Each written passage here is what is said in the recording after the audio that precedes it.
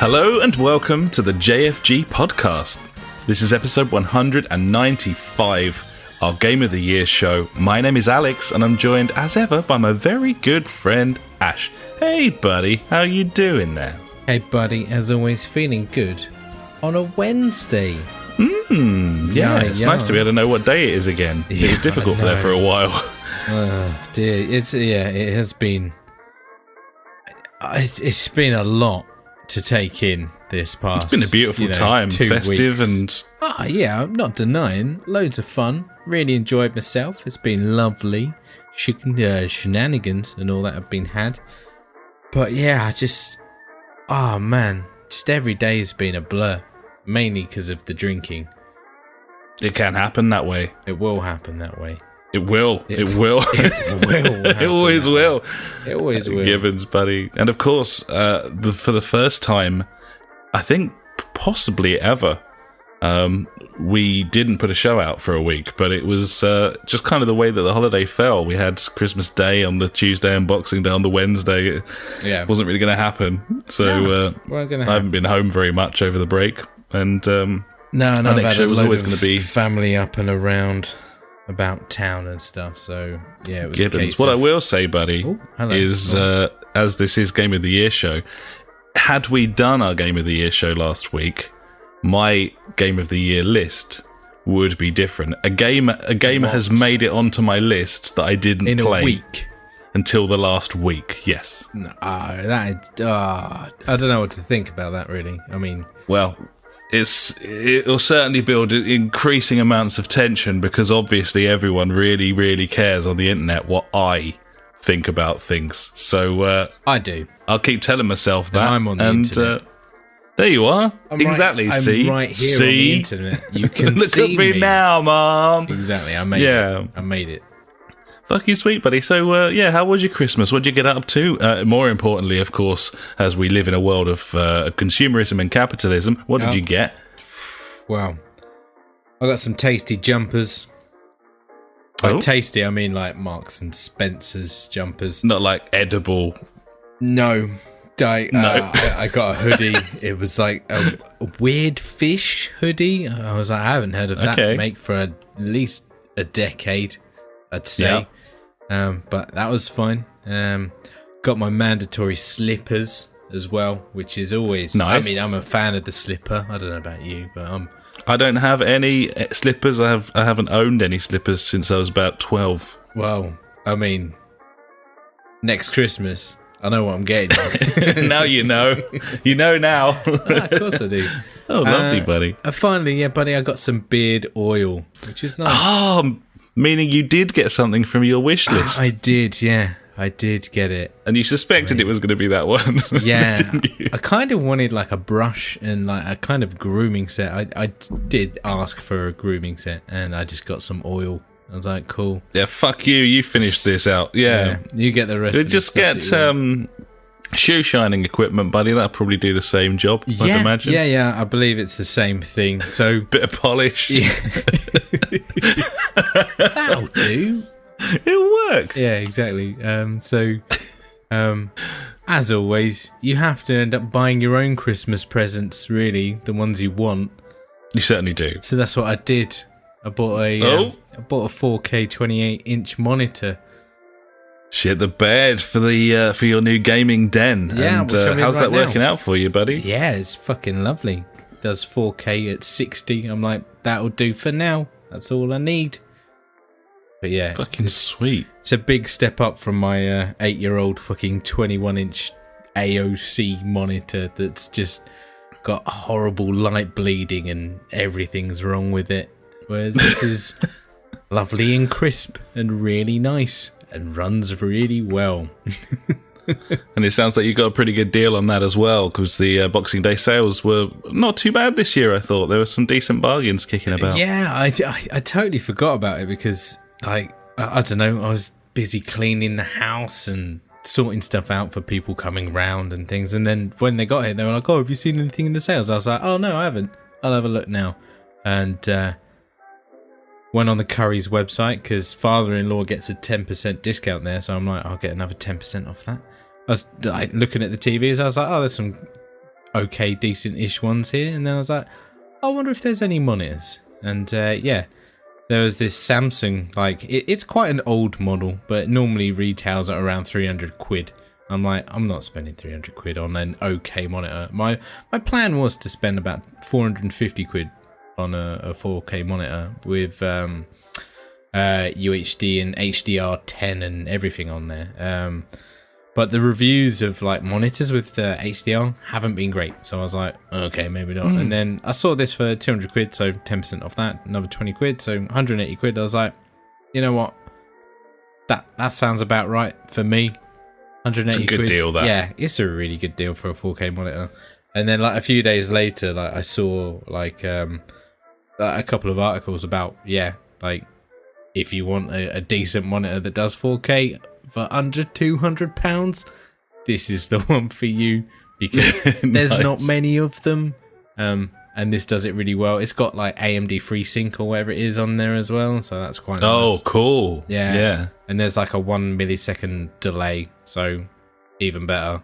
Swings and roundabouts in it, really. I mean, special. Yeah, it does the job, buddy. So another thing that I got a new comfy chair, buddy. Oh, obviously I had to buy this. What for your office, like a games place? So downstairs in the kids' playroom, I've set up like the TV, like the Switch, and like the old PlayStation. So that's all like fixed to the wall now. But there's no seating in there, and I bought I think it's some kind of lounger. It's not like a lazy boy. It's like a 2-seater kind of thing. It's stupid comfy. And the other night I was just like lying down, like feet up on a footstool there, just like I just found myself like sinking deeper and deeper down into it. Like, so I was like pretty much lying down. It was nice. It was very, very comfy. So yeah, I've got 2 gaming areas now, like serious business podcasting station upstairs and cash relax downstairs. So Friday night game night is going to be downstairs, I think, on the comfy sofa, getting shit-faced. Sounds beautiful, buddy. Sweet as the proverbial punch, closer to the old to the kitchen as well, and therefore the fridge full of beers. Gotta get them beers, be all buddy. set. Gotta get them beers in. Yeah, so we're streaming this. We're back streaming, buddy. We're live on the internet right now. Hello. Shalom. Hello. Yeah. So I've hardwired my gaming room now. I bought some Cat 7 cable. Pointless. Nice. But I was like, might as well get the highest one that I can with all the fucking speed and shit on it. So yeah, I've got that. Everything's all hardwired now, so no shitty Wi-Fi for me. Thank you very much. And yeah, I'm just sick of buffet food and finger foods now, mate. I've had enough. He wants proper dinners, ladies and gentlemen. That's what he's after now. I had a salad for lunch, and I was like, this is fucking amazing. It was terrible. Nutrients. Yeah, I was just like, yeah, and drinking. I mean, I'm drinking tonight, obviously. Begs the question, buddy, what are you drinking tonight? I am on the Green King IPA this evening. Nice. It's a lightweight, but, you know. It is. And again, to echo what you were saying about the vast buffets and overindulgence, a lighter beer felt like a good shout this evening. No, it's a good shout. I'm on the shipyard this evening. It's only nice and smooth, but yeah, it's nice. It gets the job done. It's nice and smooth. It's lovely. Sweet as the punch. Yeah. The only thing really that I got left to say is I've really kind of struggled this year to pick a top 5, let alone a 10. Yeah, well, I made it a 5 for your benefit. Thank you, because I was like, I don't know, but we'll get onto that in a bit anyway. So go on then, buddy. How's your festivities and jovial things? Oh, and also New Year's Eve, I was in bed by like 11:30 because fuck New Year's, really. Okay, fair enough. I have 3 kids. I can't go out, so fuck you guys for going out. He didn't fancy the hootenanny, and to bed he went. Fair play. Yeah, buddy. So yeah, go on, buddy. How's your couple of weeks been? What have you been up to? Yeah, it's been sweet. What did you get? Did you get anything good? Huh? Tell me. I got some nice prezzies, buddy. I got some t-shirts, including this Camera Obscura t-shirt that I'm wearing. So, Camera Obscura t-shirt. Like they made a Look at that. It's on the internet. You can see that cool. on our live stream. Also, from my sister and her fella, they got me a t-shirt, a go-karting t-shirt with a big go-kart on there and that. For when we go karting, buddy, I'll be fucking dressed to the nines. I'm all good to go. So, there's that. I mean, if I, like when I go places, I like to wear what I'm doing there. So, going swimming, wear someone that's swimming. It's like news articles in your local paper where someone's maybe tripped over a pothole or something, and it'll be a picture of them pointing at the pothole as the image of the story. Makes sense, yeah. That's kind of where I'm going with it. Say what you see. It's I like it. Yeah, it makes If sense. I can wear what I'm doing, then no one will have any trouble recognizing what's going on. It'd be nice and easy. And it would appear to me that the world's getting much, much dumber by the minute. And people need all the help they can fucking get, mate. So there you go. That's that's what I'm going for. He is absolutely right. Yeah. I got some presents that my 12-year-old self would have probably done some sort of strop, maybe tried to hold his breath until he died. But now I'm really pleased with, for example, a large piece of slate for my table to serve, cured meats and cheeses on. There he is. Yeah, I mean, as I said, my 12-year-old self fucking hates me, but here we are. That's where we are now. And some nice champagne flutes, buddy, with a sort of pearlescent kind of finish on them. So that was quite nice as well. Fucking, oh God. One of my favourite presents was Kimi Räikkönen's Book of Haikus, which is a charity book that's been made and okayed by Kimi Räikkönen. Formula One driver, for anyone who doesn't know. Fuck you, though, if you don't. And it's just a book of haiku poems taken from quotes like radio messages that he's done, or TV interviews where he's been quite short with people and stuff. It's just shit that Kimi Räikkönen said in the form of a haiku. I like. Do you want to hear one? Please. Let me grab the book. Hang on.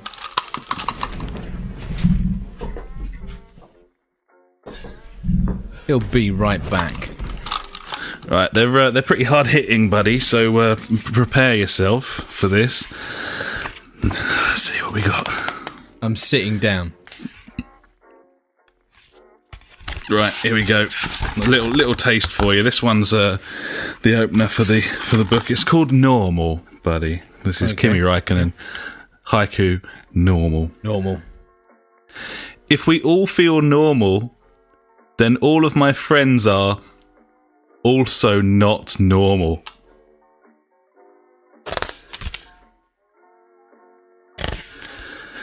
I know. Is it philosophical, this? I mean, here's one for you, buddy. You'll like this one. This is called Helmets Are Special.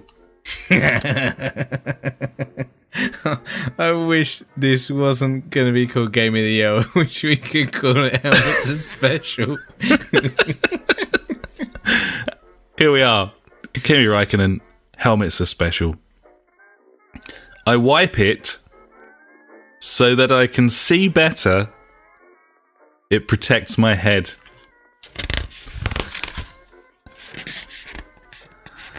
Yep. Yeah. He's absolutely right. It reminds me of the picture I put in our Discord about with Mario, and he comments saying, "Don't forget to wash your foreskin." There you go. Yeah. So yeah, this is one of the best. Yeah, pretty good. This one, this is very helpful. And actually, myself and Paul were playing some Formula One on game night this week, and we used these as motivation at the start of each race, buddy. It makes sense. Yeah, I can see this why. one was especially pertinent to that. This is called The Circuit. Narrow in some places, wide at the other. It depends on where you are. there you go, buddy. Riveting stuff. It's the Winnow Your Words, Kimmy's Book of Haiku, and yeah, it's one of my better presents this year, which, yes, indeed, answers your question. Did you need to buy your own good presents this year? And the answer was yes, buddy. And I have also initiated 4K mode at this point. Holy shit, I knew this. Yeah. Oh my god, this is not a surprise to me. Yeah. Sorry. No. Yes. Awesome. So, what did you go for in the end? How did it happen? We picked up a 4K telly in the old sales, buddy. The one that I've been looking at were around the sort of £700 mark and well out of reach, and then suddenly Boxing Day sales came, and one that I've been looking at specifically went down like by £180 all of a sudden. Do you know what you can buy for £180 if you have a £10 discount at Curry's? I'd imagine you could probably get a 4K monitor. I think you can get a 4K monitor for that. Yeah. So, yeah, no, I'm there. I'm in 4K town. We've got a smart TV, LG. It's a 49SK8000. It's fucking cool, man. It's got all the bells and whistles. It's very space age in comparison to my last one, as well as being 9 inches bigger. And I've been really enjoying using it. It took me a little while to work out how best to set it up because I'm an idiot. But I got there in the end. How am I going to get sound to all these devices? Oh, yeah. I don't fucking need to. There we go. Just optical between the soundbar and the telly. I'm getting some delay issues, though. I think it's pretty common when you're using soundbars and external speakers, especially via an optical connection. Yeah, have some TVs and stuff do have like delays where you can change the sound settings and shit. Yeah, well, I've got an option, but it's going the wrong way. So it allows me like, yeah. Okay. So it doesn't go into minus, but the soundbar does, but the soundbar doesn't have it. The only way you can use the menus on the soundbar is via an HDMI because it was designed for like a conference room with a projector screen. So I need to plug the soundbar back into the television like via HDMI so that I can fuck about with it, but then I can't actually test it at that point. So I'm going to have to just guess a millisecond and then switch back, and it's a whole thing that I haven't really bothered doing yet. But no, all in all, mega impressed. Nice. I've now obviously got the issue that the PlayStation VR breakout box doesn't support HDR, so I'm now in the position where I need to unplug the breakout box from the daisy chain to utilize the television, which is unfortunate. I didn't expect to be picking up an HD TV quite as quickly as I have. Yeah.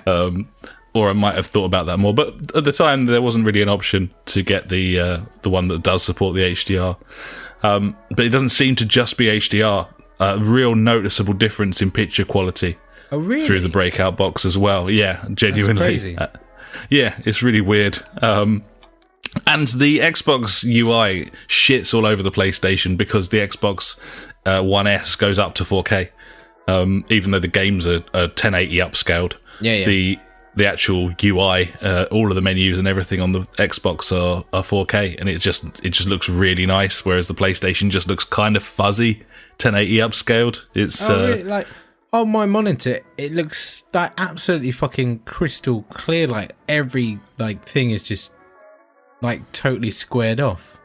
Yeah, it might be a pro thing, maybe. I don't know. Oh, maybe. It's just I don't know.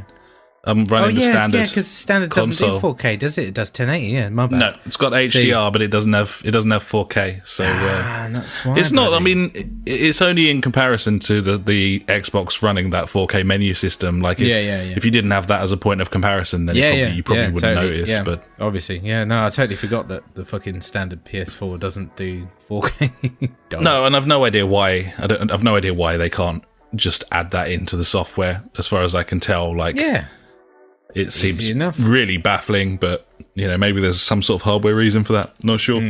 Gibbons. But yeah, it's great. I've been really enjoying it.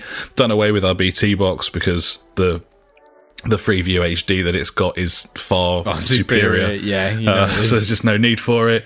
I can plug a hard drive straight into the back of the telly and give us DVR, so we can do all of the recording and pausing and everything on the Freeview, which is really nice. Need, then. Job done. So I can set up Match of the Day rather than have to wait for it to actually come on the TV. It's like the only thing that I watch live other than football matches. Yeah. So it's nice to unshackle from that. And it's just really nice. Everything looks real pretty on there. And really impressed with some of the like BBC iPlayer content and stuff, like sort of Planet Earthy stuff. And some amazing like 8K videos on YouTube, which it sort of downscales really beautifully and looks fucking incredible. So yeah, it's an incredible leap forward, even though I haven't necessarily got gaming devices that can properly utilise it yet. But we'll get there, buddy. Next year. Maybe this year. Who knows? We shall see. That it would be such a shame if my PlayStation was to stop working, buddy. I'd have to get a Pro. So, hopefully that won't happen. Hopefully it won't happen. But, yeah. So, yeah, that was my big purchase, buddy. Other than that, I had a really good Christmas. I spent Boxing Day at my folks. We did a sort of American barbecue thing. So I had a couple of disposable barbecues set up on a wheelbarrow in the garden. On Boxing Day I was outside necking beers and cooking fucking steaks and shit. So that was neighbours like poking their heads over the fences like, look at this prick. That was quite fun. What's this cunt doing? Yeah.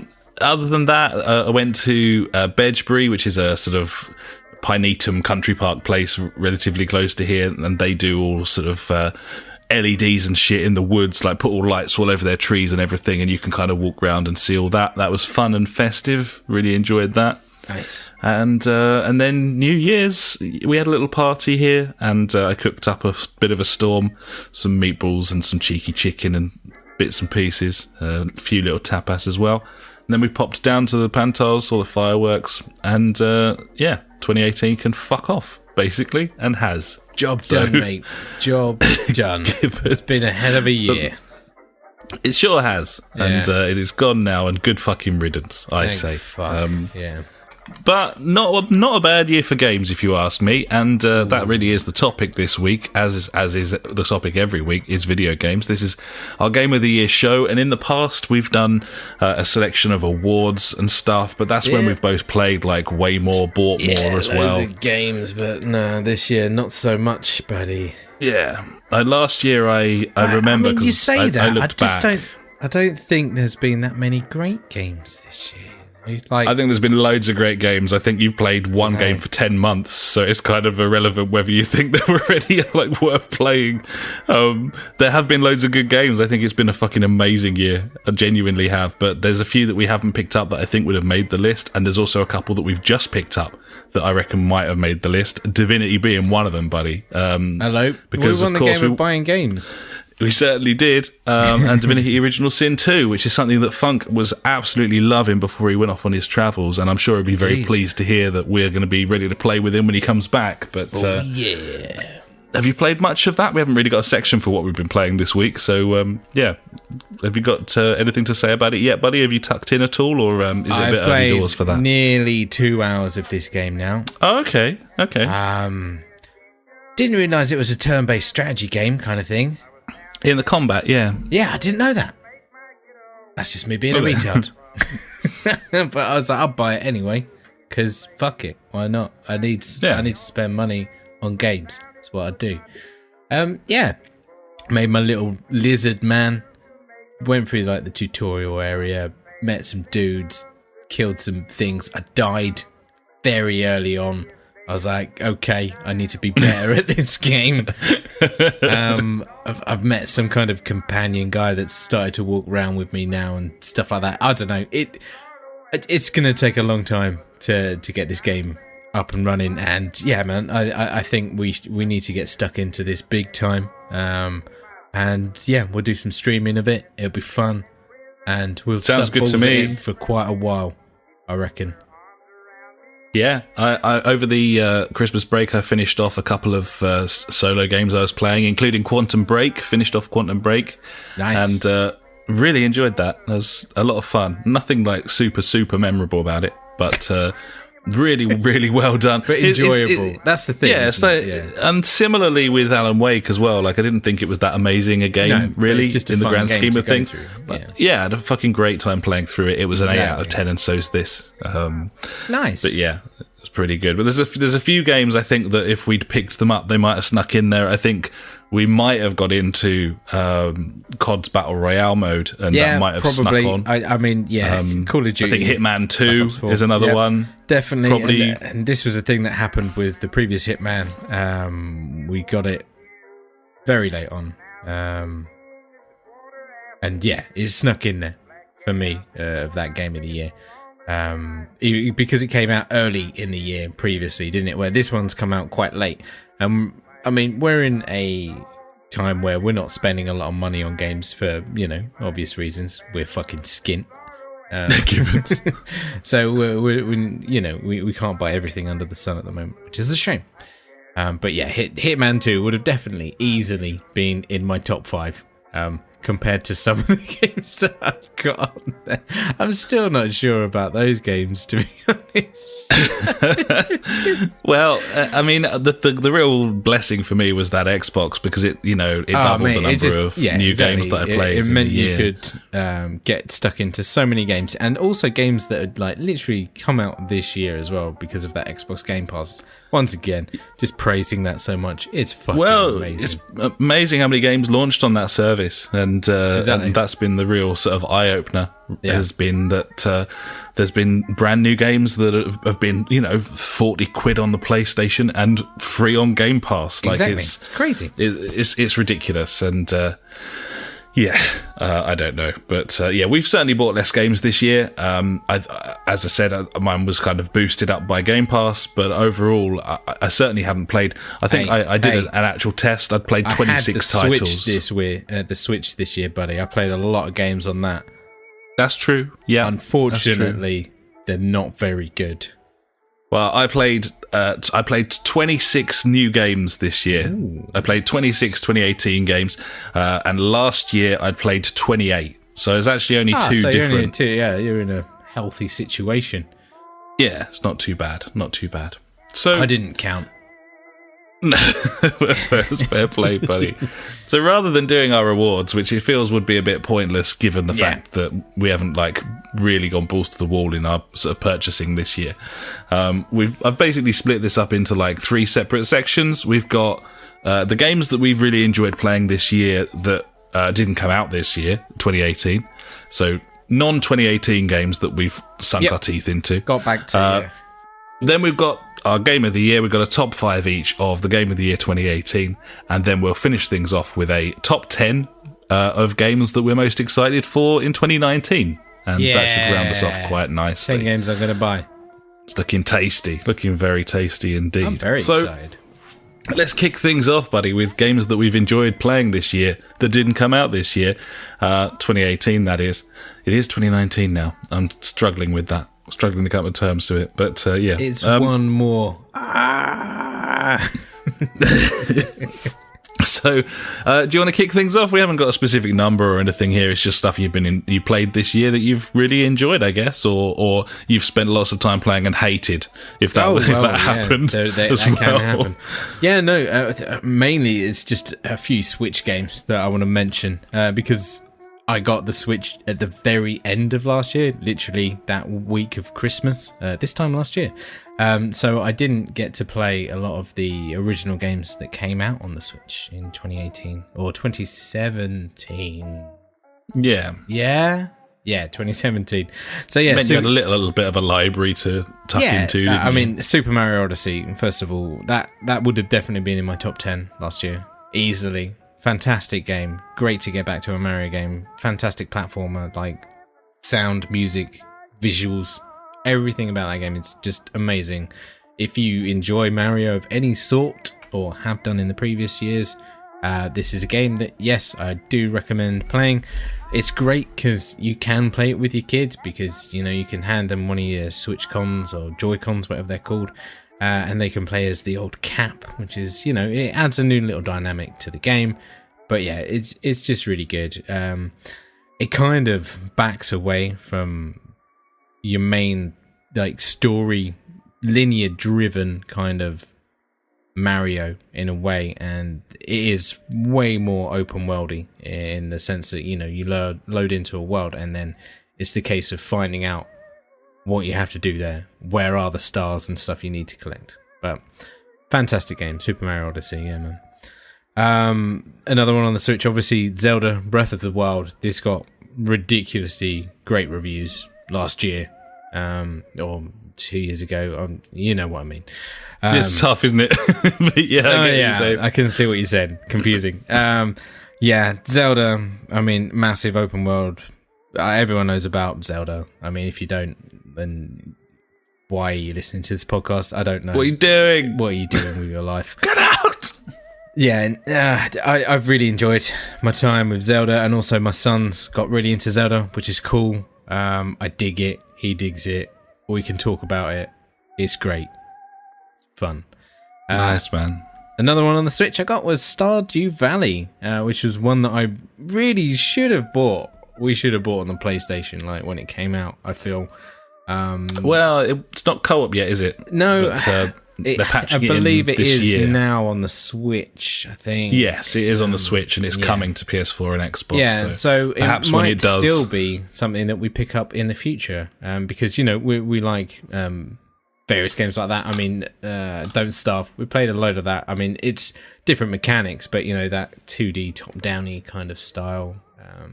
You're talking about you weren't like mega impressed with 2018's games. One thing I will completely agree on is that there's a massive shortage of decent co-op experiences, like story-driven co-op experiences in 2018. I think in favour of open world fucking, you know, battle royale and stuff. I mean, I looked at several like top 50 games of like 2018 this week, and I was like, I just wasn't really feeling a lot of them. I don't know, it's probably down to my game taste these days or whatever, but maybe time limitations and things like that, I don't know. But none of them, well, there were obviously the main few that struck out at me, and I was like, yeah, that's good. And anyway, and the last one was Destiny 2. I still play that game, and that came out last year. Yeah, well, I mean, Forsaken, I saw Forsaken pop up on quite a few Game of the Year lists as well. Yeah, so a lot of people treating that season as a new game. Yeah, I haven't done that. You're welcome. I know how you feel about that, dear listeners. Yeah, I mean, it's going to become more and more difficult to be a purist in that respect, though, isn't it? As games are becoming more live servicey, it's going to be tougher to be hardline.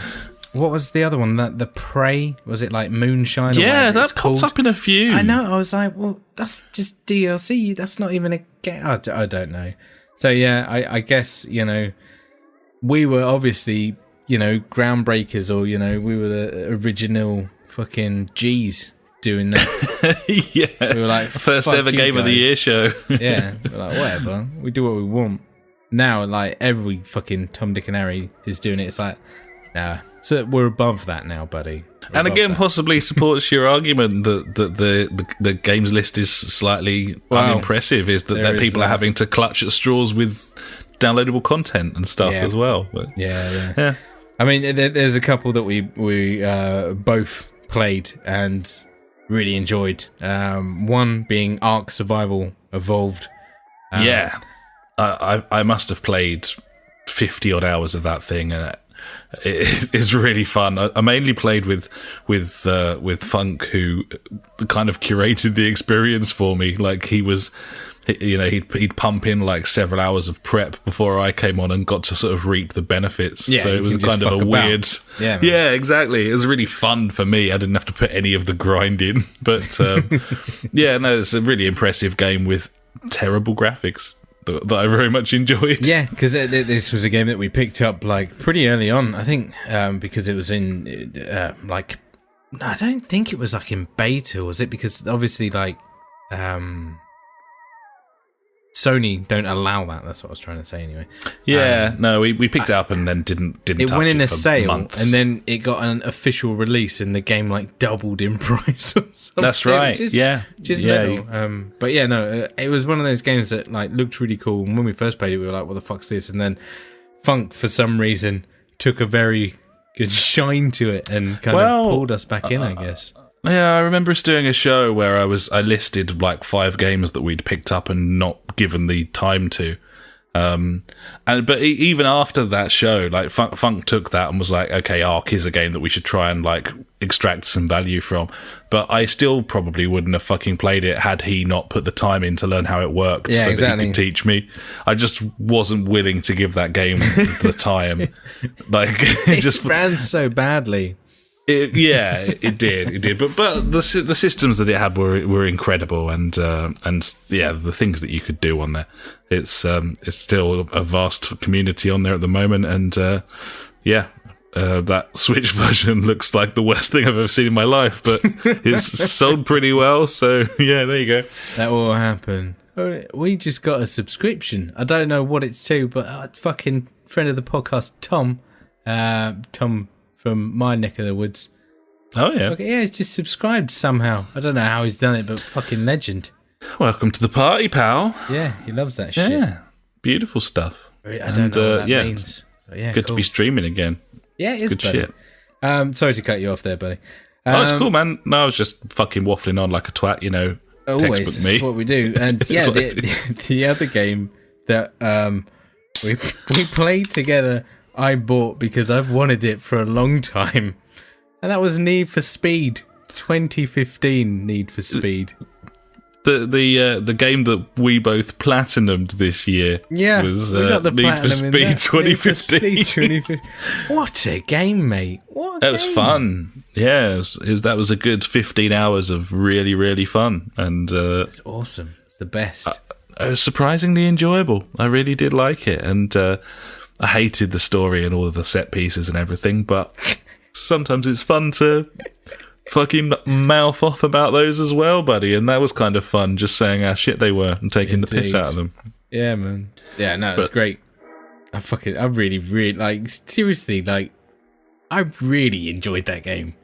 It was so good that I think you missed it. I think it was while you were still in the midst of moving. But when I signed up to EA Access, I actually had a go of the newer one, Need for Speed Payback. Is it? You didn't. I was like, how bad can it be? This is the same team that made the Need for Speed game that we've just been playing and enjoying. Like, it was free to download on EA Access, so I fired it up and had a go. And oh my god, it's just the worst fucking thing. Like, it was so awful. Like, it was worse. And I'll tell you how bad it was. Obviously, you've got all of the old EA games on there, and I kept thinking all the way through this experience, this is much, much worse than that Need for Speed fucking launch game. Was it Rivals? Rivals, 2013's Need for Speed. Yeah. I was like, that game was much better than this game, graphically, as well as in terms of... So I downloaded that fucking thing as well, buddy, and I played it, and I can report back that, yes, Need for Speed Rivals is a better game than Need for Speed Payback in every way. Graphically, sound, story, everything about it is better, and there's a difference in terms of development years between those games of 5.5 years, 6 years. It's an absolutely abysmal pile of wank. Need for Speed Payback. It's amazing. So yeah, there you go. We won't be picking that one up, even if it does go down to £3. But Need for Speed was certainly worth a poke, buddy, and you were bang on about it. I'll be the judge of that £3. Thank you very much. If you want to piss that away, buddy, then that's fine. That's fine. You've earned that. That's my right as a gamer. Absolutely, yeah. Might get into it. Ugh, so fucking terrible. Might do, buddy. So there you go. There's some games from 2017 that I played in 2018 that we're talking about in 2019. Yeah. What about you, buddy? What I mean, obviously, VR has been quite a big part of VR and Game Pass means that my list is... I could have gone on forever here, but I'll just pick out some stuff that really attached myself to. Firstly, buying the PlayStation VR meant that I got to enjoy some real tasty treats, and probably my highlights of the stuff that I've kind of played that didn't come out this year. Bearing in mind that Beat Saber does not make my Game of the Year list, but because I haven't picked it up yet, but I definitely will be buying that. I've heard many, many good things. But yeah, in terms of previous year's games, Until Dawn: A Rush of Blood is a very, very fun on-rails roller coaster shooter, sort of horror game. Very, very enjoyable, and played quite a lot of that. And it's nothing like super amazing about that game. It's kind of exactly what you would think of as like the lowest common denominator, really, when it comes to a VR experience. But it's done so well that seems to elevate it. You know, the aiming's really spot on. Graphically, it's really pretty nice, and I really enjoyed that. So yeah, I've been enjoying that. And Super Hot was another one that was a really special experience. Yeah. I think people know sort of Super Hot now, but Super Hot VR, the idea of you've got sort of full range of motion and you can turn around like 360 degrees, and if you don't move, then the game doesn't move, and it's very tactical, but it's also kind of quite athletic because you've got to be sort of clever with it and that. It's an amazing game, that, and if anyone's trying VR for the first time, then it's a real showstopper for them. It's fucking cool, that game, man. It's so good. It's probably my most anticipated VR game to play. There's nothing quite like it. Yeah. It's absolutely incredible, and also because of the art style, it doesn't rely on graphics, so it's just very sleek and smooth and lovely, and works very, very well in PSVR. Changing Tack Slightly Static is a game that I picked up and completed this year, and it's a sort of an escape room for your hands, basically. So it's pretty clever. It's a VR game where you're strapped to a chair and you have to solve like a puzzle that's a big box attached to both your hands by using all of the different buttons on the controller. And when you twist the DualShock 4, then the box moves as well. Lots of really intricate, detailed puzzles. Sometimes you just feel like you're never going to get there, and you sit there for like 10 minutes fucking about with stuff, and it's got that Portal-esque satisfaction if you get it. If you get it, you're delighted. So yeah, really enjoyed that. GT Sport VR, I also enjoyed Drive Club VR, but GT Sport VR just on account of GT Sport being a little bit more simmy than Drive Club, I think that's probably why I enjoyed it. But to be brutally honest, very slim pickings in terms of sort of sim-esque racing games in VR. It's something that everything on PC coming out now, and games coming out like Assetto Corsa Competizione,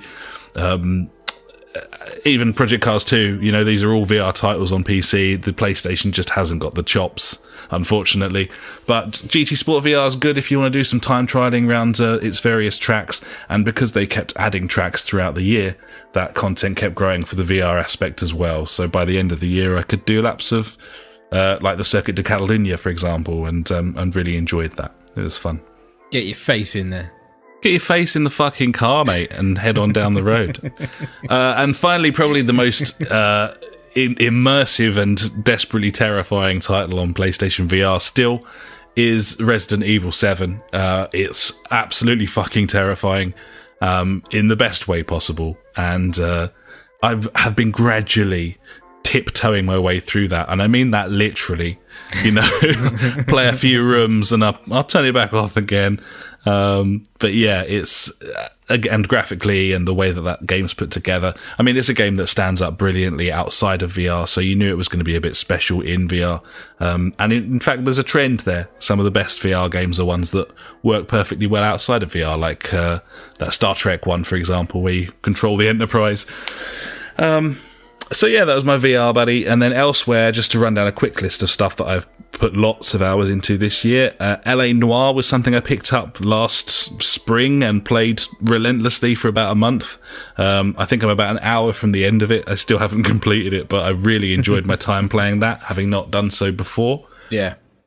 Life is Strange, another surprise title that I completed this year, and I don't know, I just really gripped me, that thing, even though the characters were a bit shit. Coming at you, buddy. Life is Strange 2. I know. Yes. Fucking Game Pass. Yeah, absolutely. Yeah, Life is Strange 2 hits Game Pass shortly. I'm really looking forward to that. It's a completely different story, completely different characters, but the same sort of feel. They're going for that sort of Stranger Things vibe with Life is Strange, and the characters are a bit vacuous and it's a bit teenage, and it's possibly not for me, but I really enjoyed my time in that game, and it was just really interesting. I've always liked that sort of butterfly effect stuff, and being able to rewind time and sort of try out like all the different dialogue trees until you decided on your best course of action. It's just something about that I kind of dig. So I enjoyed that. And then more recently with the Game Pass and the Xbox, Ori and the Blind Forest, I've been playing through a little bit. I'm really enjoying that. That's a lovely, lovely game, and looking forward to the next one of those. Human Fall Flat is a really fun sort of adventure version of Gang Beasts, which I'm really enjoying playing through, and it's got split screen co-op, so I've been playing that with the missus as well. We're really enjoying that. Quantum Break, as I mentioned before, really enjoyed playing through that. Great acting in there, really cool story, pretty stupid and probably not mega memorable, but the tech was just there. Like they've got something there, and we will return to this conversation later in the show. Okay. And finally, the surprise standout game that didn't come out in 2018 on Game Pass is Grid 2, which is a 360 game that's available on that Xbox Game Pass that I'd never picked up. I think it came out after 2013, after we made the change. Mm-hmm. And it's fucking brilliant. It's absolutely brilliant. It's got Gotham-esque street tracks with a better drifting model than Need for Speed. And graphically, it looks pretty decent as well. It's fucking cool. It's a really good game. If you've got Game Pass and you haven't delved into the sort of backwards compatible titles yet, I highly recommend this. I've sunk probably 20 odd hours into it, and I really like it. It's fucking cool. Bearing in mind that I've got like Forza as well, and various other like current gen games. But it's Grid 2. Grid 2 is the arcade racer that you've been waiting for, Ash. It genuinely is. And is it on PS4? I don't think it was on... Well, it might have been on PS3. Don't know. I can find out very, very quickly. It probably was, wasn't it? Grid 2, PS3. Yeah, it was a Codemasters game, wasn't it? It was a Cody's game. Whether it's on PS Now, I don't know. I'm not paying £13-14 a month for it.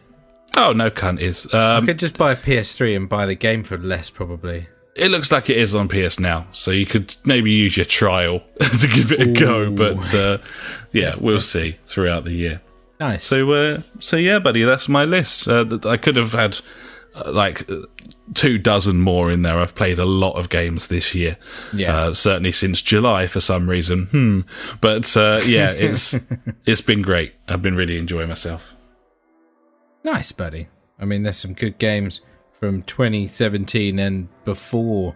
Absolutely, buddy. Yeah. I feel like we're nailing the Game of the Year show, by the way. So far, like 50 minutes in, it's like no talk of any recent game. Damn right, we do what we want. Yeah, mate. It's our bodies. Yeah. So I think it's probably time we got there, though. Okay. Let's go ahead and talk about... If we must... Games of the Year 2018. In the past, we've kind of done a bit of a working out type thing, haven't we? Where we've seen like based on our voting stuff and done things. Fuck that. We're not interested in that. We've got two lists. I got a top 5, and Ash has got a top 5. There you go. Game Put of the together, Year. That's 10 games. It's a little bit of repetition, I think. If we did that. But do you want to kick things off, buddy, with your top 5? Yes, sure. I'll go for number 5, these? Obviously. Yep. Starting at the worst game that I've played this year. Out of the 5. I'm going for Pokemon Let's Go, mate. Floods of nostalgia. I mean, it's not a great game at any level, really. They've just done.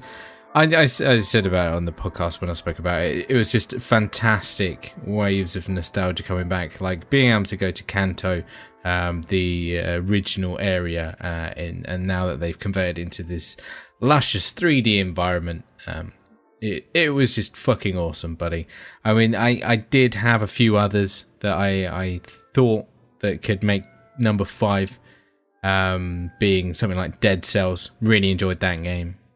Super Smash Brothers Ultimate. I've got that now. That could have been on there, but no.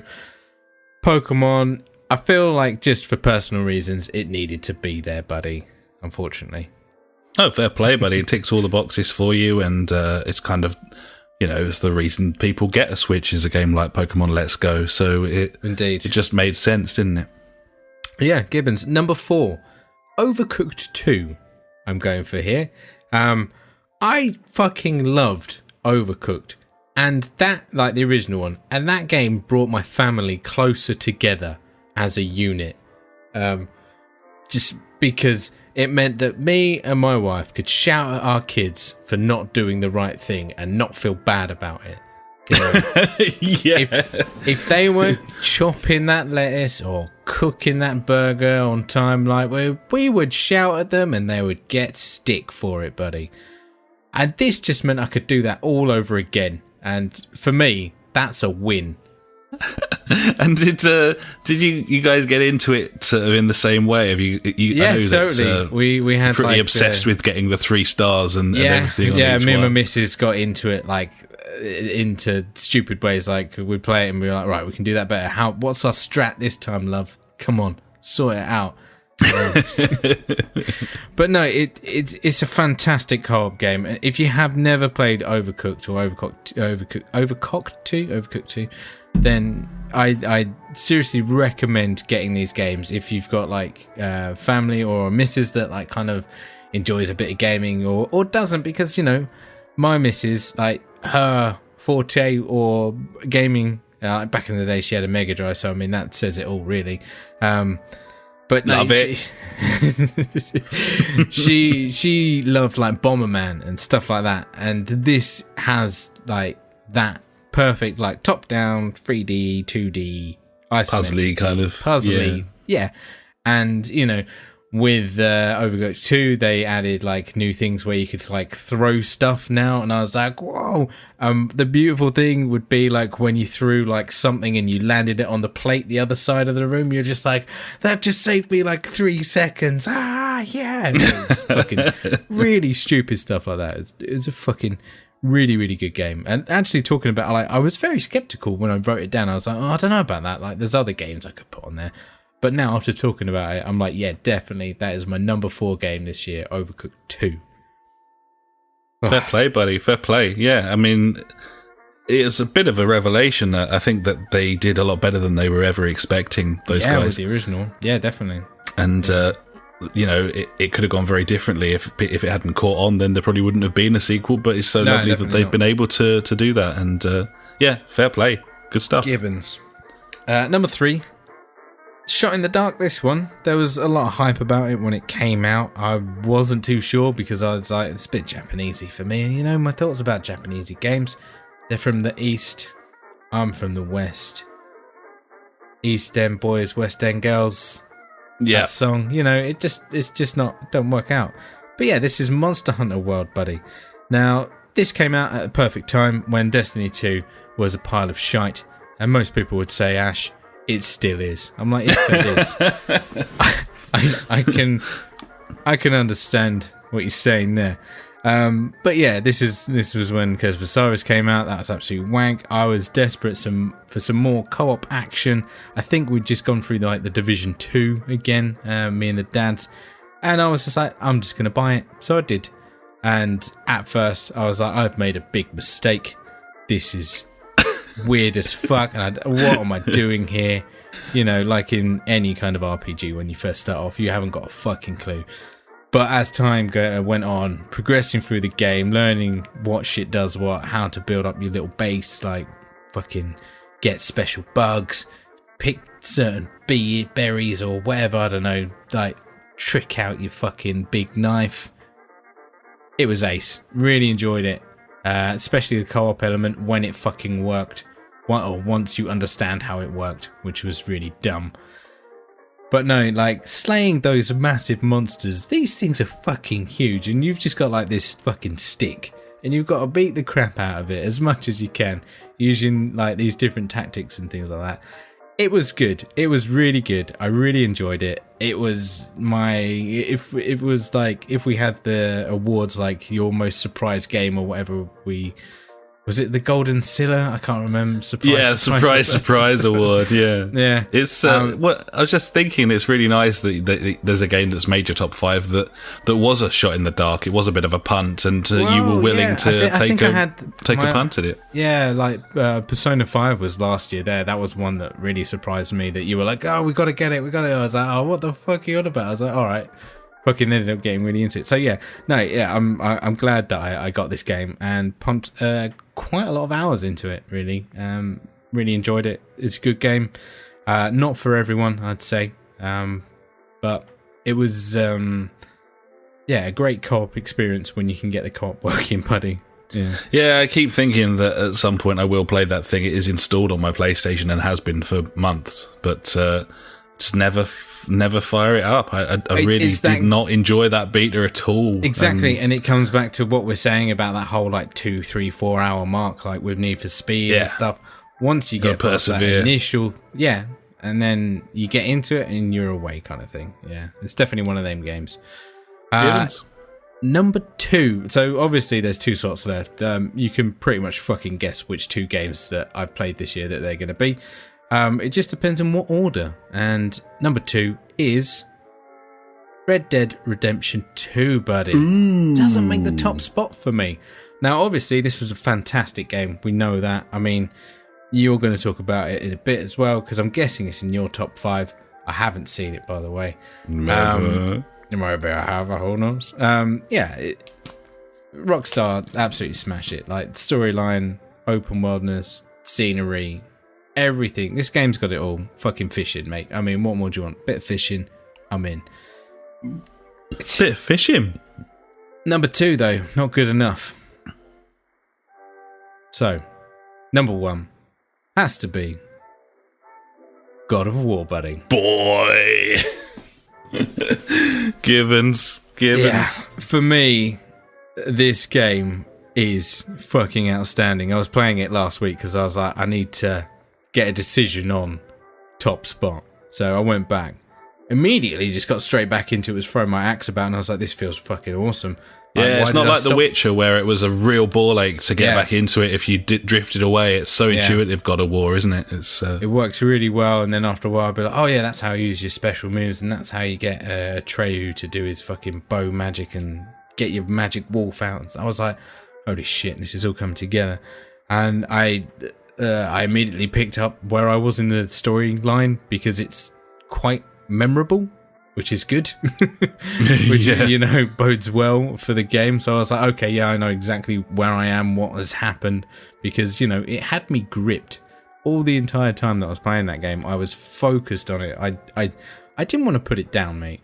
It was so good. Graphically, it's fucking amazing. Storyline is brilliant. Voice acting is sublime. The characters that they portray are just wicked. And one of the big things for me is I can't believe that this is a God of War game, and that like, not that that's a thing that should tip it over the edge, but for me that did, because I played previous God of War games and I was like, what the fuck is this all about? Playing this game, I'm like, holy shit, they've cracked it. I'm totally with you on that one. I mean, later in the year, God of War 3 Remastered hit PS Plus, and I was like, oh shit, I've played all the way through God of War. I will try this. It's not, hack and slashing games not tend to be my forte, but this has opened my eyes kind of thing, and I played God of War 3 Remastered, and I fucking hated it. Yeah, now, exactly. Whether that would have been the case before the new God of War came out, I don't know. I suspect probably, but more than likely, yes. But yeah, pretty weird. So there you go, buddy. There's my top 5. Number 1, God of War. Number 2, Red Dead Redemption 2. Number 3, Monster Hunter World. Number 4, Overcooked 2. And number 5, Pokemon Let's Go. Eevee. Obviously, I was playing, but both the same. Give a fuck. Very nice, buddy. Very nice. It's a nice list, and it's cool that you've got like a classic Switch game, you've got a family game, you've got a game you took a punt on that's kind of co-op-y, you've got your sort of super open world story-driven game, and then God of War as well. So it's a nice diverse mixture. Well, there you go. I like to please, buddy. Gibbon. So go on then, buddy. Hit me with your top 5. You're going to start at number 1. I'm going to start at number 5, and crazy. my number 5 game of the year is Wipeout a Mega Collection VR. It's got a VR game in there. Hello. It's a VR game. It's in the list. They dropped this. Everyone knew it was coming, but they never really specifically nailed down a release date for this. And then all of a sudden it was out one day, and everyone was going crazy on the internet because there's no game better suited to virtual reality than Wipeout. It's absolutely perfect for it. It's a game where you're in a cockpit, but it's a racer. It's fast. There's loop-de-loops. You've got everything that you want there that you need for like a VR experience. And I think they did a wonderful job integrating it into the game. Most games that integrated VR in some way, there were massive compromises either to the look of the thing or the content, the features. Look at GT Sport. You can only do like time trials and 1v1s. The whole rest of the game's gated off. What that's all about is it can't render more than one car on the screen in VR. Terrible. Whereas Wipeout, it's you know, that game looks incredible, the Omega Collection on your telly, and it's something I haven't actually played on my 4K telly yet, but I'm very much looking forward to seeing how that runs, because it's a beautiful, beautiful game, an exquisite remaster. But yeah, in virtual reality, nothing beats that. It's absolutely insane, the sense of speed. The hospitality settings they've got on there in terms of, stopping Chundertown is perfect as well. There's a whole different suite of options available to you to sort of get your comfort settings right. But there's nothing quite like Wipeout VR. The sense of speed, it's the most exciting, like, minute-to-minute gameplay that I've played this year. Absolutely fantastic stuff. And a complete must-buy for anyone with a VR headset, and exactly the sort of game that the people with the Vives and the Oculuses and the $2,000 PCs would fucking love to have the opportunity to own. It's absolutely brilliant, and as such, it made my top 5, and it was in a bit of a vicious cockfight with Moss, which is another VR game this year, because I've really enjoyed playing VR this year, and it was a particularly hot summer, so I had like a sort of 4-month gap where I wasn't really playing it. It doesn't work when you're a bit chunky like me and it's 35 degrees in your flat. There's no point in playing the type of video game where you have to wipe your fucking face every 12 seconds. So there was a big gap there, and I had to sort of kind of come back to everything. But Moss was brilliant, like really beautiful platformer. Since then, we've had Astrobot Rescue Mission. And yeah, a lot of these games are featuring on other Game of the Year lists. But long and the short of it, buddy, best VR experience I've had, one of the best game experiences I've ever had. Wipeout VR is my top 5, number 5. Nice. There we are.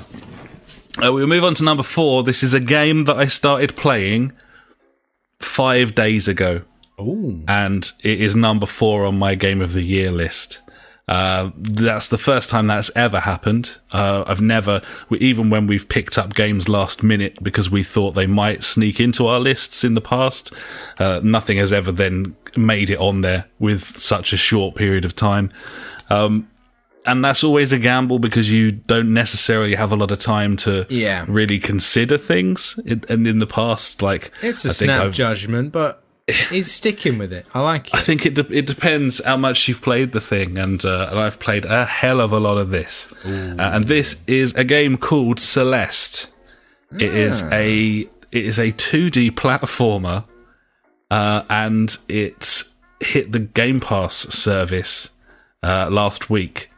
and it's absolutely fucking fantastic. This is from Matt Makes Games. Matt Thornton is the game developer. He had help on this from Noel Barry. He's worked on a few other games with him in the past. This guy was responsible for Towerfall Ascension, which is a great game we've got on PlayStation. A sort of I don't know, like a sort of puzzle bobble, but with bows and arrows kind of thing, with this sort of single screen. Yeah.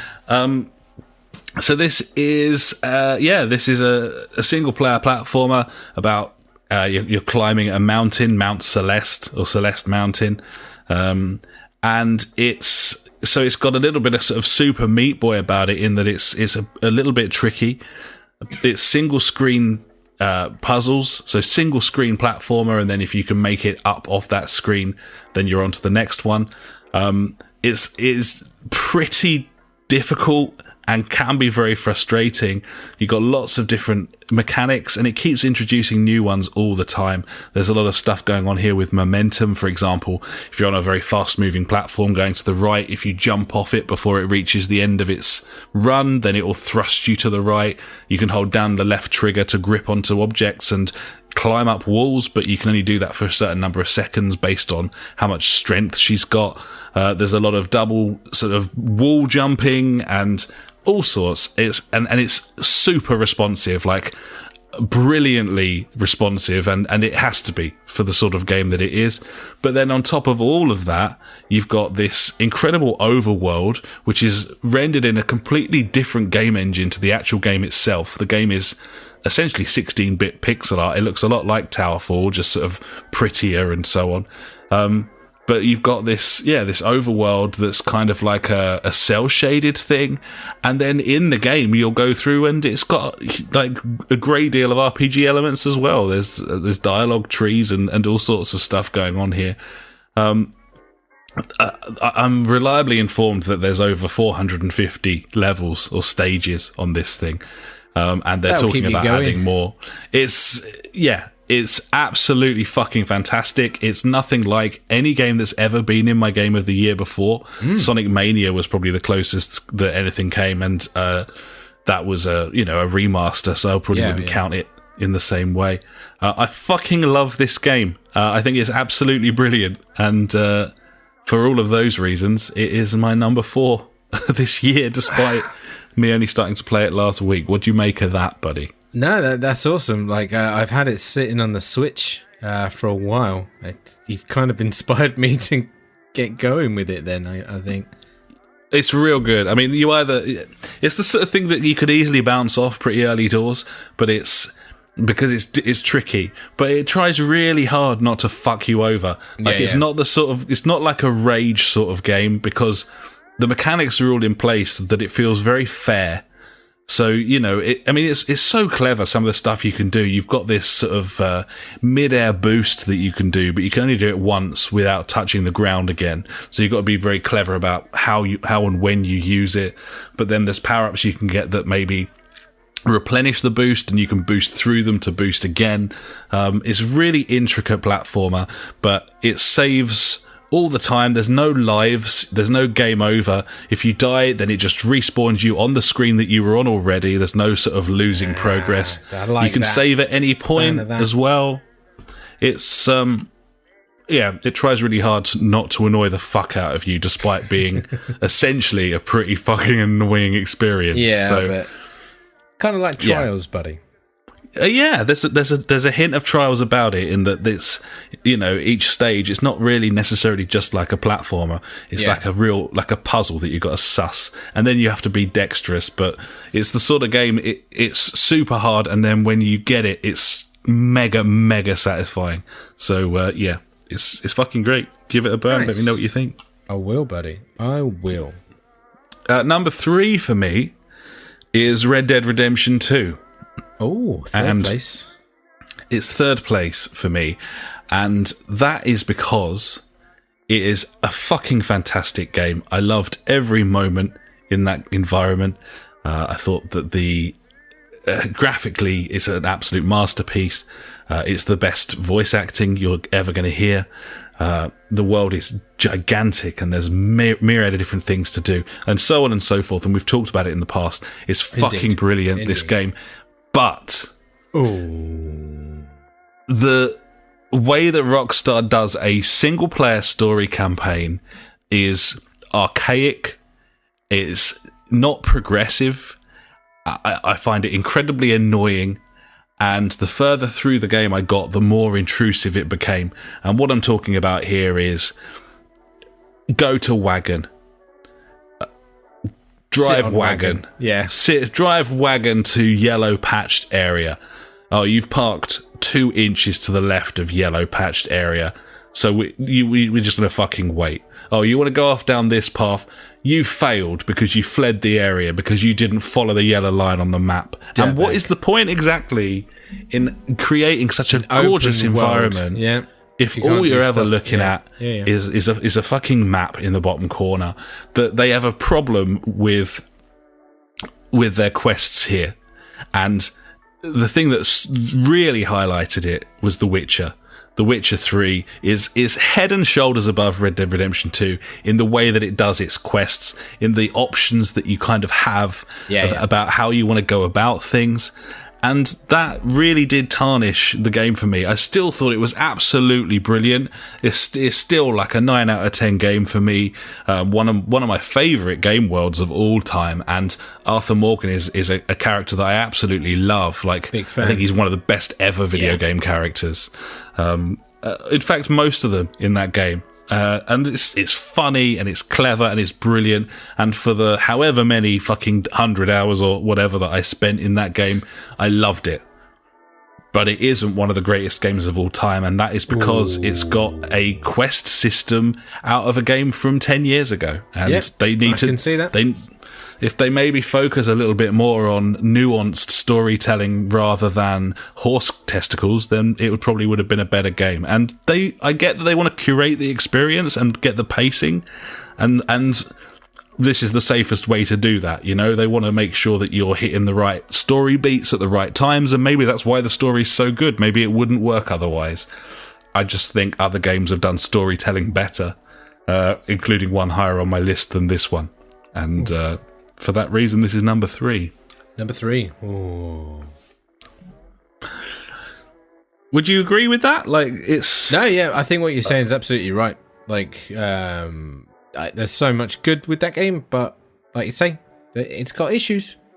It has, and it's a shame, really, because I think it was less of an issue in GTA 5 because you're in kind of a built-up environment with roads and so you can on. Get from A to B pretty quickly in GTA, and in this, not. Yeah, but the openness of this game, it makes it seem even more stupid that you have to do things in such a strict manner. Rudimental way, Yeah, because you're in the middle of fucking nowhere, like, apart from like a trail between a couple of trees or something, it really feels like you're in the wilderness. You could go anywhere, and yet here you are following yellow dots, parking in this, you know, it's... Yeah, anyway, it's still brilliant. I loved it, but number 2 for me, buddy, is Forza Horizon 4. Ooh, nice, buddy. I didn't get to play this year. Hopefully next year, maybe. Who knows? We'll see. It's absolutely brilliant. It's just fucking so fun. There's nothing more fitting from a racing game created by a company called Playground. It really is a playground, and it feels like every decision that they've made, they've approached it as, what's the most fun thing we can do with this? How can we make this the most fun? What would be the most fun cars that we can have, and the most fun track layouts, and it's everything about it. Like the way that it's put together, even down to when you're doing like an online race, and they've kind of set it up so that it's very, very difficult for anyone to spin you or for contact to really sort of be disastrous. Everything's been thought out to make this as fun as possible. And then on top of that, you've got graphically one of the prettiest open world games I've ever seen. Absolutely stunning game, isn't it? Incredible looking game. And when that HDR kicks in, even on the S at 30 frames, this thing looks the business. Massive selection of cars because they've got the huge advantage of having that Turn 10 Forza thing behind them. They've got that juggernaut full of its licenses. They've got all of that stuff right there. But then, you know, it's an open world arcade game, something like The Crew's trying to kind of replicate. But then because it's got that Forza pedigree, it's got a full-blown damage model. The cars mangle and fight, and a full-blown damage model in terms of like the handling and the way that's affected. You know, you can be trundling down the road at 35 miles an hour in an Aston Martin like DB9 because you've driven it into a fucking tunnel. Like it's incredible. Like the way that they've recreated some of the places that I've been on holiday. Like you can buy. One of my favourite holidays I've ever had was up in Bamborough in the Northumberland sort of coastline. You can buy a Bamborough Castle in this game and live in it. Like it's you can park awesome. All your Maseratis outside it and then fuck off in your Atom down to the fucking south coast. It's a playground cool. of fun. It's got amazing audio, brilliant like songs and radio on there, really funny stuff. It's quite tongue in cheek. And it's got the added benefit of being in the UK as well, so it kind of makes you feel a little bit more special. Yeah, I was going to say to a Brit playing it at home, doesn't it? Yeah, I'm guessing this is exactly the same online as well, isn't it? You can just bang on 100%. You can do anything on there, and a myriad of different modes and options. You can do single player racing. You can race against driver tars. So I'm regularly racing against cars with my friends' gamer tags over the top of it, and that's kind of nice. But then you can do team play online as well, team battles. The missus, she's always been a bit mad for collectibles, and she spent a good couple of hours the other day just driving this little Mini around the countryside, tracking down little signposts and collectibles. And there's a load of like hidden beat up cars in like Anderson shelters. If you find them, then you can get them in the shop and so on. The seasons thing as well is a massive boon. The way that throughout the single player campaign you can it changes between the different seasons, and that changes all of the weather effects going into, you know, from the winter and how beautiful it looks with all the snow on the ground, and the weather effects are brilliant into the spring, and you know, it's so amazing looking. You got summer and the races are kind of suited to that. Crazy set pieces where you're like taking on like a hovercraft or racing a steam train. But none of it's all implemented brilliantly. None of it feels like super stupid in terms of the mechanics and the design. It's a masterpiece. It really is a fucking amazing game. And I think most years this would be my game of the year. It's also the first time probably ever where they're top 3 on my list, buddy. I've completed all of them. So that's something a bit different, I suppose. I think that's fantastic. One, you got the chance to play this game because obviously you're such a big race fan, and two, the fact that, you know, it's pulled it off. You know, it's great, and it feels good to have. I've got an Xbox exclusive on my list. I've got a PlayStation VR game on my list. I've got a indie title made by 2 dudes. Exactly. I've got the biggest game like made by the most number of people ever with the biggest budget. And then I've got my number 1, which is the same as your number 1, and that is God of War. It had to be God of War. It is a masterpiece of a game. It's absolutely brilliant. I don't have much more to say about it than you said, really, except it's a game that I felt we were kind of taking a punt on because I had no real interest in God of War as a franchise beforehand. Yeah, true. I think this is the most beautiful looking game I've ever seen. I think it's got an incredible story with fantastic acting from an actor who I really like because I was always into kind of Stargate SG-1, and he's brilliant as Kratos, and then Atreus as well, like absolutely fantastic from this kid. They presented an award at the Game Awards and were pretty funny on stage. They were. But it's it's amazing, and I love the fact that it's only semi-open world rather than proper open world. It feels more like a sort of old school game in the way that it funnels you in different sort of realms and directions and stuff. Yeah, it's nice. It's full of mystery and mythos. It's well paced. It has occasional issues where you'll end up fighting something that you really shouldn't be fighting at the level you're at. That happened to me maybe a couple of times. Yeah. I've been there. But all in all, it's absolute collect fest in terms of all the different things that you could find. Brilliant battles, even to like once I completed the game, the post story content was fucking fantastic. It's another game that I've platinumed this year with help from the missus and looking at some little guides to find all those fucking little green birds that were flying around. It's just another in a long line of wonderful PlayStation exclusives up there with Uncharted 4, with Horizon Zero Dawn, hopefully with The Last of Us 2 this year at some point. Fingers crossed, buddy. The Xbox is just in its first sort of 5 years of life, it could not compete, and I don't think that it's going to get there before this console cycle runs out. So it's it's the place to be, really, PlayStation, for these big single-player exclusives. We haven't even talked about Spider-Man because it's not a game we picked up this year. We picked up, yeah. I'm sure we'll end up picking that up in a deep sale at some point. But I believe so. It's just one of those games where I want to play it because it's had such good response from everyone, but I don't know. I was so put off by those Batman games and that style of combat that I would just... The Rocksteady sort of... Yeah, and the fact that so many people rated those Batman games. They said, these Batman games are fucking amazing. And I played them and I was like, I can't get it. I can't get into this game because of the combat. And I fear that would be the same with Spider-Man. It was the open worldness of those Batman games as well. I think I preferred Asylum to the open world ones because it was more enclosed.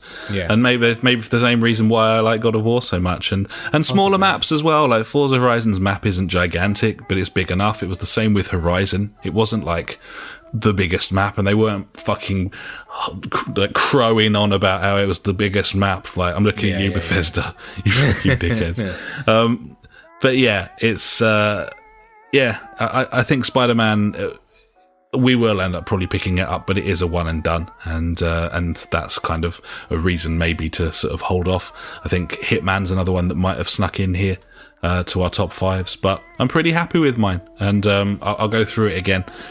Number 5, Wipeout the Omega Collection VR. Number 4, Celeste. Number 3, Red Dead Redemption 2. Number 2, Forza Horizon 4, and both of ours, number 1, God of War. Yeah, definitely out and out winner this year for me. 100%, obviously. Yeah, well, it was God of War and Red Dead, and it was an easier task for me. I listed the 28 titles that I'd played this year, but God of War, Forza Horizon, and Red Dead were always going to be my top three. Top three is just what order it's going to be in. Exactly. Yeah, exactly. It's interesting that we have the two big heavy hitters of God of War and Red Dead Redemption, but then our other three are completely different. Just because we've been playing on different consoles, or we've had different times of playing, or playing with other people and things like that. It's cool. I think it's fantastic that we've got such an array of games in our 10 games, or whatever. Absolutely, which is cool. And it's also worth noting, I think, and this is going to be a trend that probably increases from me, is that the majority of my list is loot crate microtransaction, pay for progression free. Yeah, in terms of I'm just not interested. God of War, one of the brilliant things about it that shouldn't really be a boon, but it's just the state of games as they are at this moment in time. You haven't got to worry about any of that fucking bullshit. There's not like nothing. Three different types of currency. It's not trying to sell you a fucking it's there's none of that going on. Same with Red Dead's single player storyline. There's no need to worry about currencies and all that bollocks. And yes, they'll make up for that in the online version, but of course they will. I feel like I've more than had my money's worth from that game already. Yeah, exactly. There's nothing in there like that involved sort of loot crate fiascos this year in either of our lists, really. So yeah, nice. So there we are. There's our game of the years, buddy. I suppose we will finish off with, as I mentioned before, the games that we are most excited for in 2019. And there's plenty to be getting stuck into here. So we've got a couple of top 10s here. So yeah, take it away, buddy. What are you looking forward to? These are in no order. These are just games that I picked Same with me. I mean, yeah, no I was like, particular my order. number one pick is no. First off the bat, coming out pretty soon. Anthem, really excited about it. Got on that closed down for that I'm not allowed to talk about, but I'm pretty sure I'm going to be picking up that game. Co-op looter shooter. It's my cup of tea, mate. I love it. It's your bread and butter, isn't it? In many ways. And therefore, the next game on my list, The Division 2. Yeah, it's a co-op loot shooter. Yeah, It's a co-op. interesting. There's a bit of a pattern here, Ash. But yeah, obviously, I played through the Division twice. Ended up buying the season pass in the sale, playing through a load of that. Really enjoyed it. It was cool. I'm definitely going to pick up the second one. Trials Rising comes out soon. I've always been a fan of Trials. So I'm going to get that, and talk of this is that it's going back to its roots. I'm like, yeah, whatever. Probably isn't, but 20 quid. I'll buy it. I'll play it. It'd be cool.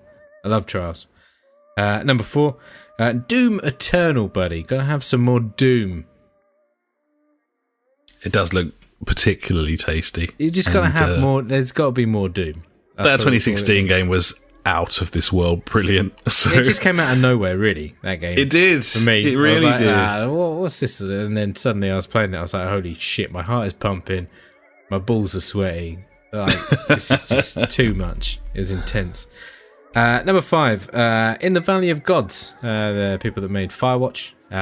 Not much known about this. Set in Egypt, maybe. Who knows? About it. It's going to be good. Yeah, I mean, it's exciting. It's the Firewatch dudes. They've been bought out by Microsoft. They got a massive budget. But was it Valve? No, it's Valve that bought them. Sorry, not Microsoft. Yeah. So they've got unlimited money to finish off their game, and that's mega exciting, isn't it? But the mood that they were able to create with Firewatch. Like Firewatch was one of my favourite games of whatever year it was. It was amazing. I really enjoyed like the 2, 3, 4 hours you spend in that as an experience, buddy. You know, absolutely. Yeah, it's so great. good. Number 6, Cyberpunk 2077. That game is going to be insane. Number 7, Last of Us 2. The original Last of Us was fantastic. So this one is going to be just the same. I'm very excited. Yeah, very excited. It's going to be... I feel it's going to be pretty brutal, that game. Like, pretty horrifically graphic. I think so. I think it's going to cause a lot of controversy. Certainly the opening sort of trailers and gameplay trailers that we saw already started intense. Stirring it up. With you know, I think it looks. One thing that they've never shied away from is violence, regardless of gender, and I think that that's something that's going to be tested to the limit here. If everyone wants this world of equality where no one's discriminating against either gender, then if a woman is horrifically murdered in a game versus a man, then you have to kind of take them the same way. Yeah, it's going to be interesting, and it's already started a bit of a dialogue the way that's kind of been presented, but that's the nature of such a strong character as Ellie. It's just totally. That game's so brilliantly written. It's very exciting. I still worry more than I am excited for it, but I'm still. Don't worry about it, buddy. It's carefree, easy breezy, buddy. It's gonna be good. People say, you know, it doesn't matter if the sequel's shit or not. It doesn't affect the first game, but it does. It does. It really does. Of course, it does. It pulls it down. I'm very excited for The Last of Us 2. I still would rather they hadn't revisited that environment, but maybe it'll be the best game I've ever played, and I'll change my tune. And I'm certainly as long as they change some of the stealth mechanics, I'll be happy. Yeah, it was a little bit ropey at times, wasn't it? Oh, it's bad. Bad time. The Star Wars game. What's it? Star Wars Jedi Fallen Order. Yeah, from Respawn. Yeah, that game's going to come out and be Star Warsy. Yeah, it's who knows how poisoned that studio has been by the acquisition of EA. I guess we'll see, but I'm still excited. That game was amazing.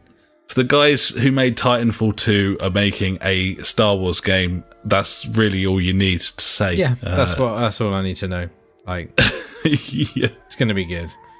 Absolutely. The next Pokemon game is coming out this year. It's not going to be like Pokemon Let's Go. It's going to be new Pokemon area, new Pokemon, new stuff. Interesting. I'll get it and play it But yeah, I'm interested in seeing what it's going to be because there's been little to no details about it. So yeah, we'll see. And finally, buddy, bit of a random one here, but I don't know if you remember the leaked footage of the Harry Potter game, Harry Potter Magic Awakened. Yeah, it's a Warner Brothers game, isn't it? Obviously. Oh, yeah. Harry Potter RPG, mate. I'm in. That does sort of sound brilliant. Yeah, it does. Yeah. Yeah. Expelliarmus really and all that shit. Yeah. It's Leviosa, buddy. It's Leviosa. Exactly, it is. Givens, yeah, I can see where you're coming from. That seems. I'm very much intrigued by like a fucking semi-decent or semi-decent, looking Harry Potter RPG.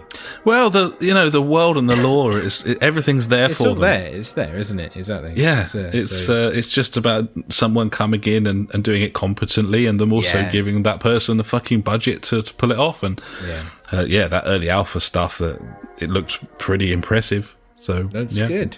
Why not? So there you go. There's 10 games for 2019 on my hit list. Beautiful stuff. Obviously, I'm going to have some crossover with you. So here's my 10.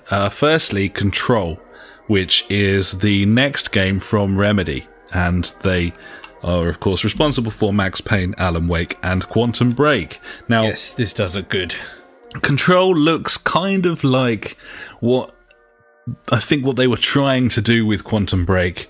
I think Quantum Break obviously had its issues, and this... But playing through it, you can feel the potential of the mechanics and of the engine and so on. And Control just looks like they may well have got there. They needed that little bit of extra time. It's a real sort of mind-bending third-person sort of puzzle adventure RPG thingy with superpowers and all sorts of weird like telekinetic abilities and that sort of thing. It looks incredible. There's loads of gameplay footage on YouTube if you want to check it out. Remedy have always been brilliant at world building. They create a certain I don't know what, buddy. And yeah, I'm fucking well pumped for this. It looks fucking awesome. So, and multi-platform from Remedy, despite the fact that they are a Microsoft studio technically. So that's quite interesting as well. Yeah, it is. Yeah, so that's Control. Number 2, Dreams, which is allegedly coming out in 2019. This is from Media Molecule, the Little Big Planet studio. They've been working on this game for a really long time. And no one knows exactly what it is, but it looks like a sort of very easy to use game building thing. But as is with a lot of Media Molecule stuff in the past, you'd probably spend most of your time playing through other people who could be bothered. Yes, so that's what I did with Little Big Planet. Exactly. This is a game that's going to have full VR support, and that's why I'm so interested. If I didn't have the headset, I probably wouldn't give a shit about this. But I can recognise the potential and stuff like Tilt Brush that's come out on the PC headsets. This could be something pretty special. They've showed a lot of stuff, but they've never really explained how any of it's going to work. So it's a bit of a punt, but. I'm excited all the same, and that has to come out sooner or later. So I thought there was a beta. There's supposed to be one early this year. Has it been pushed hoping back to early this year now? Yeah, I'm hoping that it'll be, not under NDA, and then I can talk about it because that'd be cool. That'd be nice. But pretty excited for that, whatever it may be. Next on my list, Wreckfest from Bugbear. This was pushed back. The PC version's been out for some time. It was in alpha for a really long time. This is the spiritual successor to Flat Out, which was a racing game series that I absolutely loved. They lost the license to that. It was given to, was it Big Ben or Milestone, one of those B-grade studios. So that's why I had no interest in the fourth game in the series. But this just looks like so much fun. Perfect game night racing game.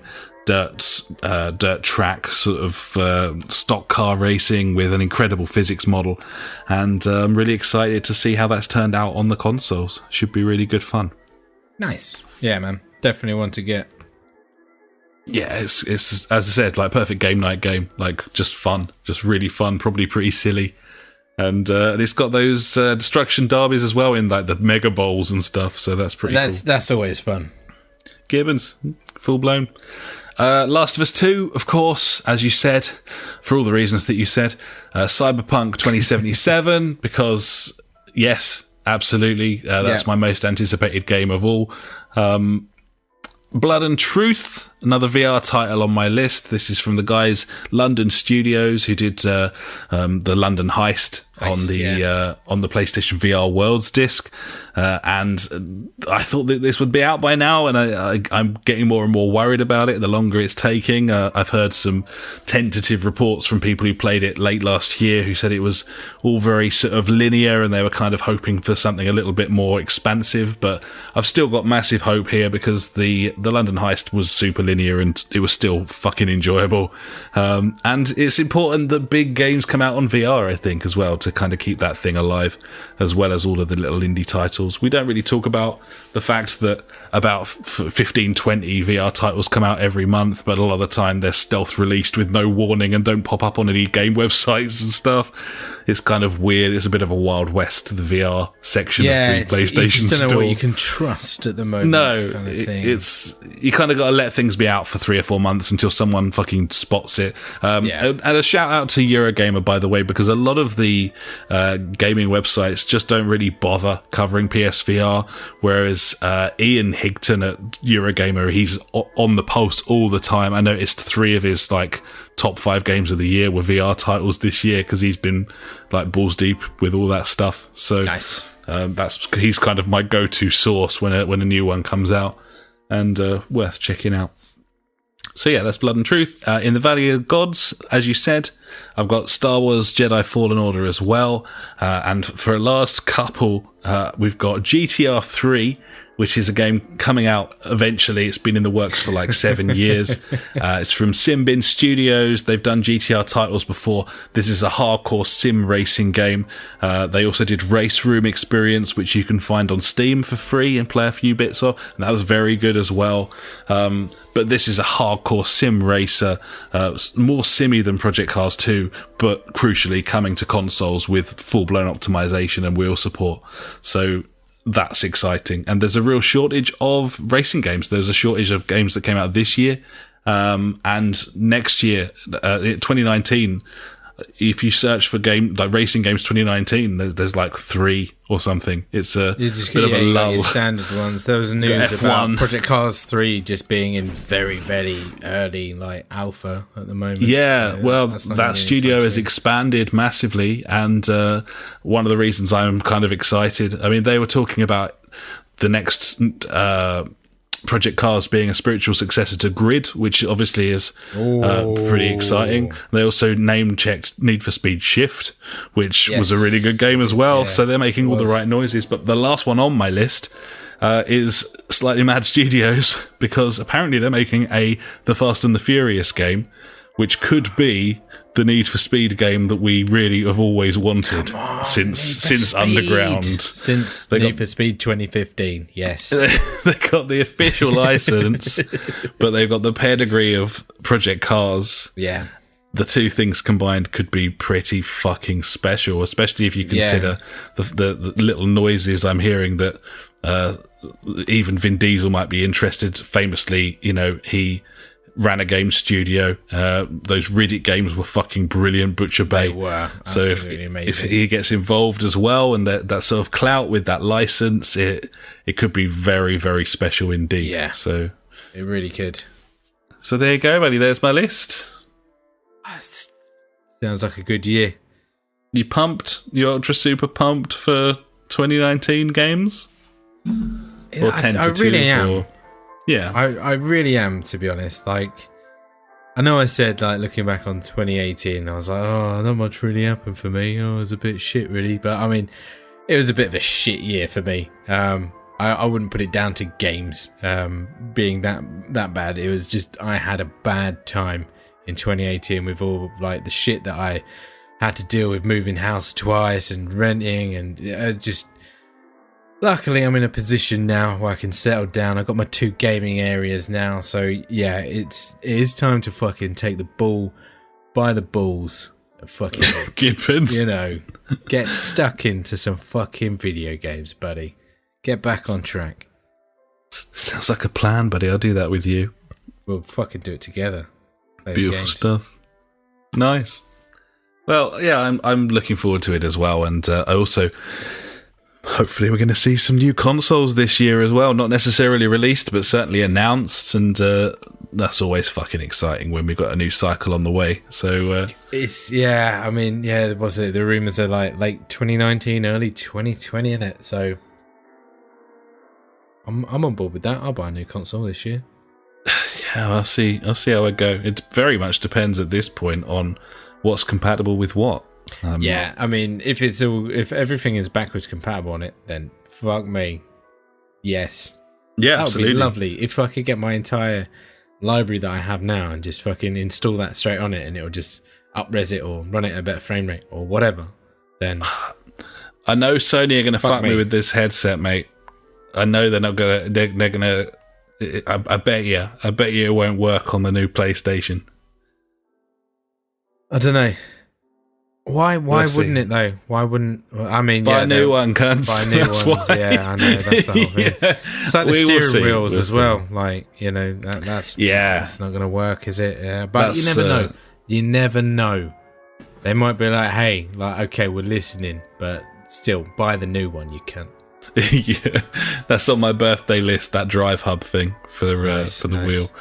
But it's been a good Christmas and a good year for games in general. Lots to look forward to in the new year, and we're ready for 4K now, buddy, as well. So we are fucking 4K compatible. 4K Check ready, us out. Beautiful. Yeah. So yeah, I think that'll about do us, buddy. Obviously, we'd love to hear from you guys. You can tell us what you think of our lists if you want. We don't really give a fuck about what you think of our lists, but we'd be more interested to hear your lists and everything what that you got think this that we've Christmas missed or whatever, Yeah, absolutely. And also whether you're excited for 2019, and if so, what are you looking forward to? So you can find us on our www.thejfgpodcast.co.uk. That's our website, where you can also find a link to our Discord chat channel and come and have a word. Let us know how you're getting on, or you could pop over to Street Beat on our website and leave us a message there. We'll read it out on the show. We'll be back to normal next time round with our standard sections, the news and so on. Obviously there hasn't been a great deal of that over the Christmas break, but we will be back, buddies. And you got anything else, buddy? We're fucking streaming right now. We are streaming. We're back to streaming. You can find us on YouTube. You can find us on Twitch, and also fucking Mixer.com for some reason. We're on there. Beam.fucking-pro. Beam.fucking-pro. Yeah. So, we'll be doing that from now on. We tend to stream Wednesdays at around 8:30, 9 o'clock GMT. So, get stuck in, have a watch. Work it out. Yeah, Google it. Sort your lives out. We're not doing it for you. There you go. Thanks so much, buddies. We'll be back next time. What are we gonna? We play some games now, or are you going to bed? What are you doing? Yeah, we'll go play some Divinity, buddy. Oh, that sounds like a cheeky plan. I'll do that with you. We'll do that. Sweet as the punch. Okay, we're off to play Divinity Original Sin 2, and we'll catch you next week. Until then, I've been Alex. He has been Ash. Goodbye. Farewell.